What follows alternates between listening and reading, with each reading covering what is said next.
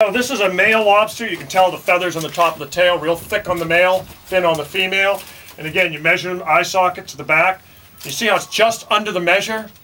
This is a hard shell lobster. If he met the measure, you could keep him, but he doesn't. He's too small. So what he's going to do is he's going to go crawl in someplace, and he's going to shed and grow about a ½ an inch. They grow a ½ an inch every time they shed. So he's going to be what the fishermen call growing into the measure. He's going to grow into the measure. In about a month, you could keep this lobster, and you could sell him. He'd get about £1.25 lobster. Right now, you got to throw him back. This is why this time of year is not good fishing, because most of the lobsters are going to be just like him, as you're going to see. This is a female, all dark under the tail. You can tell hard shell, getting ready to shed, and just under the measure. Another one. Now, with the females, if they're big enough and not too big, you still have a couple more steps you have to go through. A male, that's all you need to know. Meet the measure, not too big, you can keep them. Females, they have to meet the measure, can't be too big, but they also can't have any eggs. So you have to turn them upside down here and look underneath here. If they have eggs, there'll be all these black eggs under the tail. You can't keep an egg-bearing female. You got to throw her back.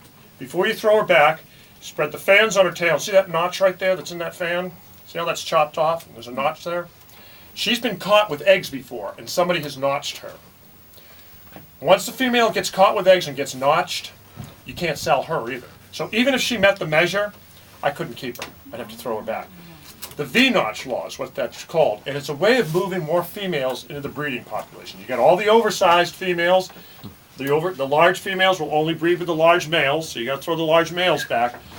But so many of these lobsters are caught and picked out, there aren't many females that would make it from this side of the gauge to this side of the gauge. So you have the V-notch law, so that when they're caught with eggs, get notched, and then she joins the breeding Do population. you have to notch them if you catch them with eggs first time? Well, you don't technically have to, because there's not a warden right there Right. to make you do it. So you could throw them overboard, but if you do, she's going to lay her eggs, and then she's going to crawl into probably somebody else's trap. So you're going to give that lobster to another fisherman. You're not going to do that. No fisherman will do that. If you notch her, you can't keep her, but nobody else can either. It's sort of it actually is self-regulating. It works pretty well. So here we go. We'll just check these out. Here's another female. This one has no notch. She has no eggs. You can tell she's got these barnacles on her. She's getting ready to shed, but look at the size again. Just under the measure. So when she sheds, you can sell her too. Right now, you can't. This is why shedder season is so good. All these lobsters are going to shed into the measure. This one's a male, under the measure. This one will shed into the measure too. You can see how in a month or two, the fishing's going to be really good in here. You know, we'd probably, out of these lobsters, we could probably keep 8 or 10 of them. Right now, we'll be lucky if we can keep any, and probably not. Here's another one, going to shed into the measure. Another female, gone. Here we go. Here's another female. This one's very close, but still just under the measure. No notch. We could have kept her. Can't. Male. This one's small, but probably will shed into the measure and come in at about a pound. This one, female, under the measure, will shed into the measure. This one, another female. No keepers. This one will shed into the measure.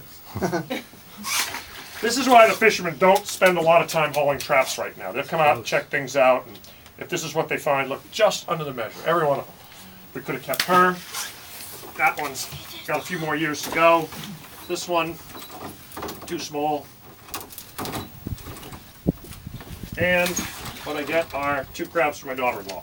These are stone crabs. If you're eating crab meat, that's one of the crabs you're eating. That's one called a quick crab. This one claw's gone, so we'll just let him go play.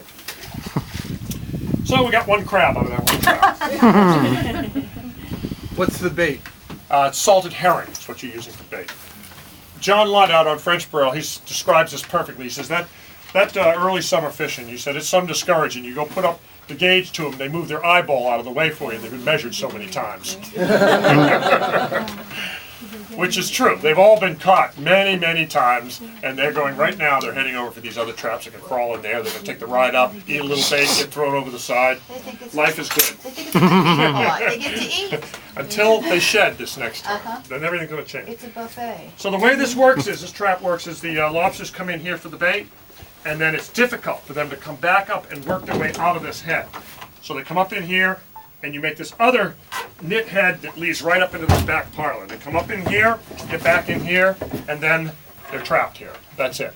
The only way to get out is to go back through that way, turn, and go out the other way, and they just cannot figure that out. They've been trying for years, and it doesn't work. So, you've got them. What's the little hole on the side? This right here is called an excluder. You can let the crabs get out of there, and the small lobsters can get out too. I just do this because I haul about every 1 or 2 days, and that way they just stay in the trap. If you're seriously fishing, you're going to want that so it'll be open so that if the trap ever, so that the little ones will get out. If they stay in there for a long period of time, the big ones will eat the little ones, you know. But if you're hauling them off, it's not that big a deal. It's held in with metal hog rings, though, that rust out. After a while, those rust out and that thing will pop open. Anything inside there can get out and get away. That way, if the trap is cut off, after a while, those rust out and it opens up the ghost panels. All right, let's reset this thing.